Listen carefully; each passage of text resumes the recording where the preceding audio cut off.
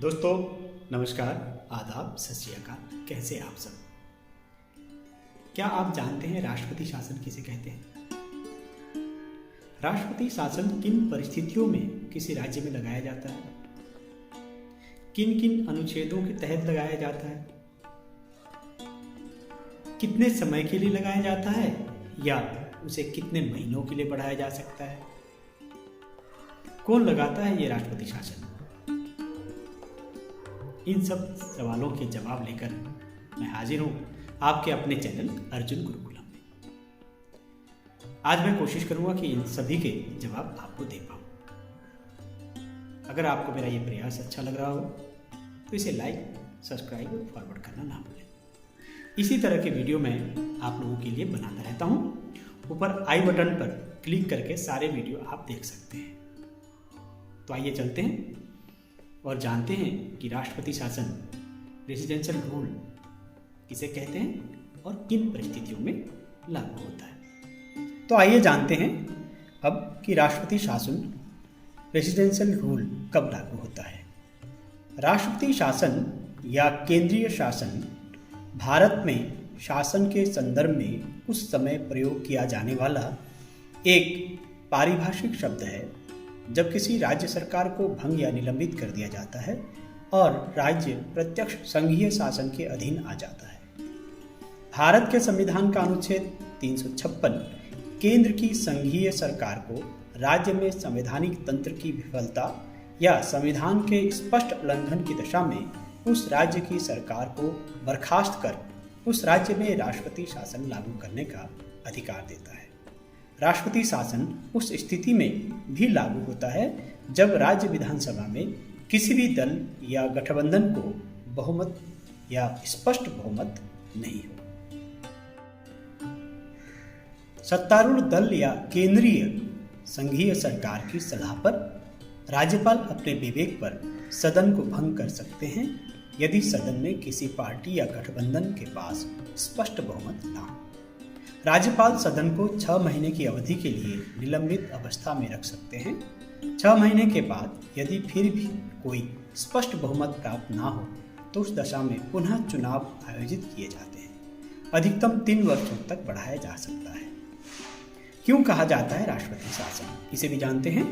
इसे राष्ट्रपति शासन इसलिए कहा जाता है क्योंकि इसके द्वारा राज्य का नियंत्रण बजाय एक निर्वाचित मुख्यमंत्री के सीधे भारत के राष्ट्रपति के अधीन आ जाता है।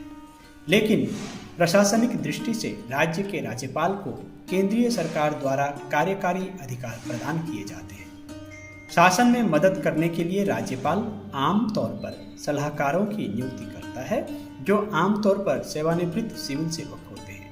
आमतौर पर इस स्थिति में राज्य में केंद्र में सत्तारूढ़ पार्टी की नीतियों का अनुसरण होता है।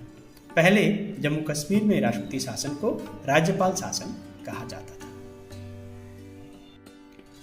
आइए अब जानते हैं कि किन किन अनुच्छेदों के तहत राज्यों में राज्यपाल शासन लागू होता है। अनुच्छेद 356 केंद्र सरकार को किसी राज्य सरकार को बर्खास्त करने और राष्ट्रपति शासन लगाने की अनुमति उस अवस्था में देता है जब राज्य का संवैधानिक तंत्र पूरी तरह विफल हो गया हो। यह अनुच्छेद एक साधन है जो केंद्र सरकार को किसी नागरिक अशांति जैसे कि दंगे जिनसे निपटने में राज्य सरकार विफल रही हो की दशा में किसी राज्य सरकार पर अपना अधिकार स्थापित करने में सक्षम बनाता है ताकि वो नागरिक अशांति के कारणों का निवारण कर सके। राष्ट्रपति शासन के आलोचकों का तर्क है कि अधिकतर समय इसे राज्य में राजनीतिक विरोधियों की सरकार को बर्खास्त करने के लिए एक बहाने के तौर पर इस्तेमाल किया जाता है। इसलिए इसे कुछ लोगों के द्वारा इसे संघीय राज्य व्यवस्था के लिए एक खतरे के रूप में देखा जाता है। 1950 में भारतीय संविधान के लागू होने के बाद से केंद्र सरकार द्वारा इसका प्रयोग 100 से अधिक बार किया गया है। अनुच्छेद को पहली बार 31 जुलाई 1957, 31 जुलाई 1957 को विमोचन समारंभ के दौरान लोकतांत्रिक तरीकों से चुनी गई पंजाब की कम्युनिस्ट सरकार बर्खास्त करने के लिए किया गया था। बाबरी विध्वंस के बाद उत्तर प्रदेश की भाजपा की सरकार, राज्य सरकार को भी बर्खास्त किया गया था। ये भी जान लेते हैं कि 355 अनुच्छेद 355 क्या है।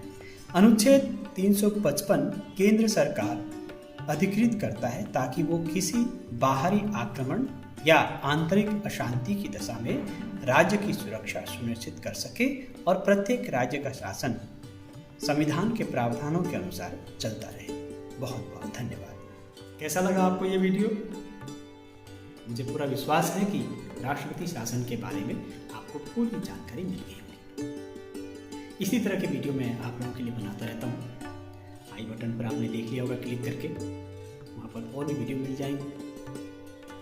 अगर आपको मेरा ये प्रयास अच्छा लग रहा हो तो आप इसे लाइक, सब्सक्राइब और फॉरवर्ड करना ना भूलें, ताकि जो दूसरे लोग हैं, जो अपने परीक्षार्थी हैं, अभ्यर्थी हैं, जो कॉम्पिटिटिव एग्जाम की तैयारी कर रहे हैं, उनको फायदा हो और पढ़ने वाले लोगों को भी इसकी जानकारी मिल सके। बहुत बहुत धन्यवाद, बहुत बहुत स्वागत।